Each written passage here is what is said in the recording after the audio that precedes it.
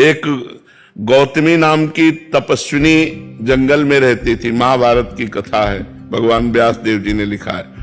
तो उनके एक पुत्र था, उस पुत्र को एक सांप ने काट लिया और वो जो जंगली कोल भील होते हैं वो उनके पुत्र को लाकर कहा, देवी आपका पुत्र मर चुका है और इसको सांप ने काटा है।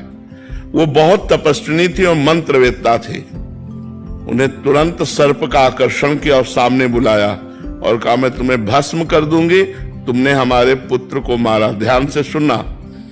तो सर्प ने कहा, आप भस्म कर सकती हैं, लेकिन मैंने नहीं काटा, मेरे से कटवाया गया है। किसने कटवाया? बोले मृत्यु ने। तुम्हारे बालक के ऊपर जो मृत्यु का आक्रमण हुआ उसने मुझे निमित्त बनाकर कटवाया। तो उनकी बात समझ में आ गई। तपस्विनी थी, उन्होंने मृत्यु का आकर्षण किया। मृत्यु उससे कहा, मैं तुम्हें भस्म कर दूंगी, तुमने बालक को सर्प से कटवाया। तो उसने कहा, मैंने नहीं कटवाया, काल ने। काल के द्वारा मैं मृत्यु प्रेरित थी और मैं मृत्यु से प्रेरित होकर सर्प ने काटा। मैं तो एक निमित्त, मृत्यु ने कहा, वो तो काल है। काल का आकर्षण किया और काल महाबली भगवान का स्वरूप है। उन्होंने कहा, तुमने हमारे पुत्र को क्यों मृत्यु से प्रेरित करके, सर्प से प्रेरित करके कटवाया? तो काल ने कहा, हमने नहीं किया, तुम्हारे बालक के कर्म ने।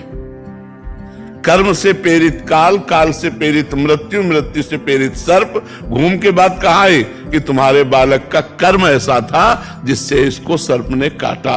तो अगर हम विवेक के द्वारा देखें तो हमारा कर्म ही, वो बैठे किसी की खोपड़ी में, हमको दुख या सुख जो मिलता है वो निज कृत कर्म भोग सुनभ्राता, अपने किए हुए काम में फल मिलता है। तो कोई आदमी हमारे साथ दुश्मनी कर रहा है तो मेरे ही किसी जन्म का कर्म या इस जन्म का कर्म उसके दिमाग में बैठकर मुझे प्रतिक्षण दुख दे रहा है। इसलिए मुझे सहन करना चाहिए और उस व्यक्ति को क्षमा करना चाहिए, क्योंकि कर्म मेरा ही उसके ऊपर सवार है।